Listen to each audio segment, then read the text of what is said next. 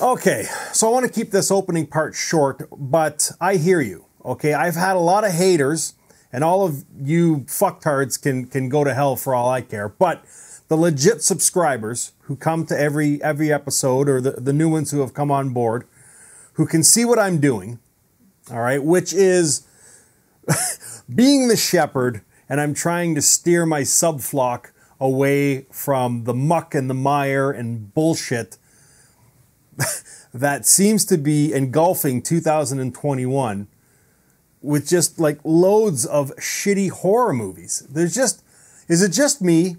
Because I've certainly noticed it, but 2021, for the most part, has been a terrible year for horror movies. Yes, I know there have been some good ones, and I've talked about a few of them. But for the most part, I'm trying to steer you away from renting these movies that are terrible. At least, you come here because most of you trust my opinion. And very rarely am I ever wrong. I'm not blowing my own horn.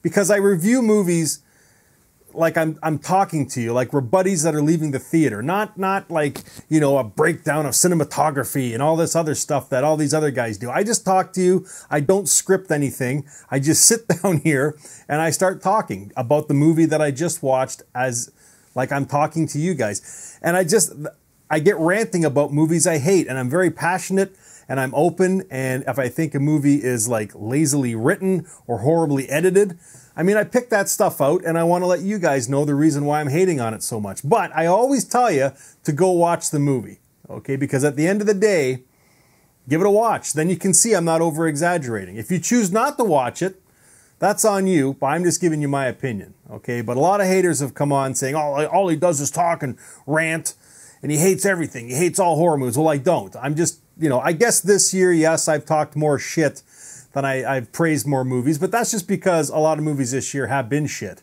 They really have, both in the theater and stuff I get sent to me. In the theater, like, fucking look at Halloween. It's a pile of shit.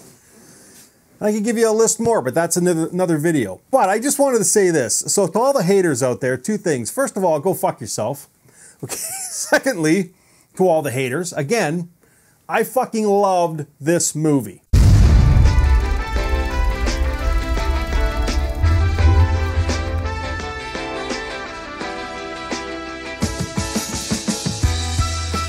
Welcome to Happywax TV. Okay, yes, I absolutely loved this movie, The Advent Calendar.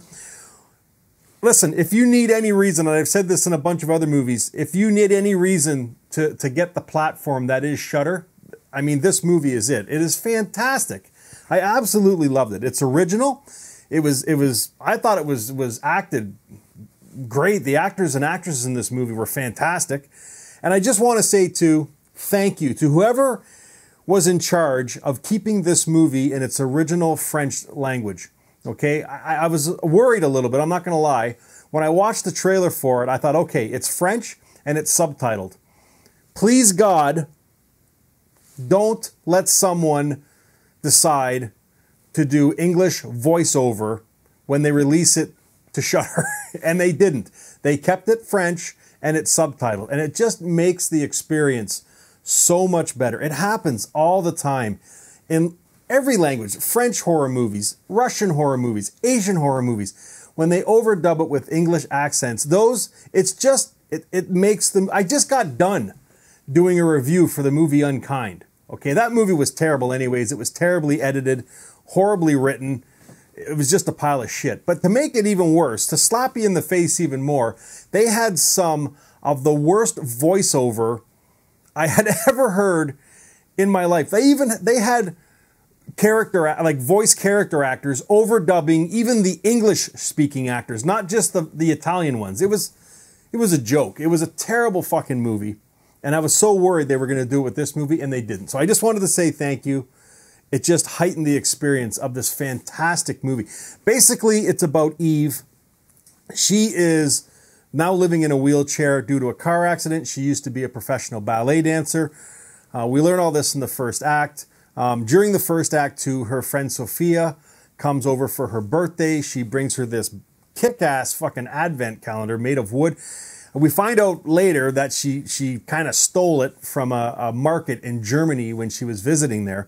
But anyways, the two sit down And I mean, obviously they open this thing. I mean, who wouldn't want to? Because it's absolutely fantastic. This advent calendar is absolutely one of the main characters in this movie.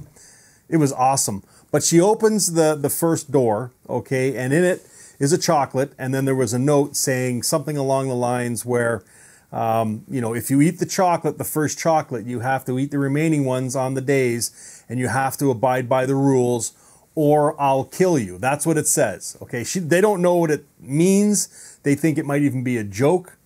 And then we find out in the second act that there is a demon. This thing is possessed, and there's this demon there that will grant you your wish, okay, when you get to that day. But there's circumstances that come with it, which means you might have to kill somebody, or something bad might happen to someone else that you love. And that's what this revolves around, because she wants to walk again. And she comes to the portion in this where she, you know, eats the chocolate that, you know, she makes the wish to walk again, and she doesn't want to give that up. And she has to deal with the, you know, the remaining days that might affect her friends and her family. And I mean, it sucks her in too, because it allows her early on to communicate with her father, who I think is dealing with Parkinson's disease. Or Alzheimer's, one of the two. But it allows her to communicate with him, which she hasn't done in years. So it kind of tugs at her heartstrings. But I don't want to spoil the movie, okay? But there are scenes in the trailer that show that she kind of goes against the advent calendar at some points. And there's a demon in there, and they show the demon. And I'll tell you something. If you guys, whoever's seen this movie, okay, you'll know what I'm talking about. I thought the way they did Krampus, the movie Krampus, I thought they did that demon Krampus character fantastic, where it looked like he had like the skin face mask of Santa Claus, okay? Because his mouth was wide open, but when they did close-ups on it, you could see that it was a mask because the mouth was moving inside the mouth. And that's how they did this character. It's more human-looking. He actually looks like the character from the movie The Cell back in the day there with Jennifer Lopez.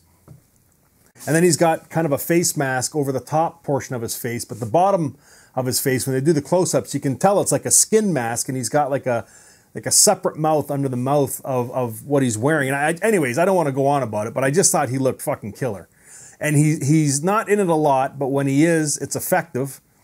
And they do show close-ups of him too, which is great. So I really did appreciate that. But I'm going to say that, and I've never really talked or touched on this in any other movie, but the lighting in this movie helps this movie so much. The way they background light certain scenes when she's in the lake there, or when she's dealing with the box and she's slowly going crazy from it. Like the different days have different lighting sources, and it's just it really is incredible how it just brings this Advent box to life, which in itself is absolutely killer. But yeah, don't miss this movie, man. I've had a few of you ask me if I'd seen it and if I could talk about it. And I sat down and watched it. And again, my biggest fear was that it was going to have English fucking overdubbing. And thank Christ they didn't do that. It was subtitled. And it's so much better. And it's in its original language. Guys, don't miss this movie. Honestly, it's not the greatest movie you'll ever see. But I'm telling you, it is damn good. And it's a great way to start off the Christmas season. If you don't have Shudder, it's $5 a month. I'm not sponsored by them. I know I'll never get sponsored by Shudder because I swear too much in my reviews. It is what it is.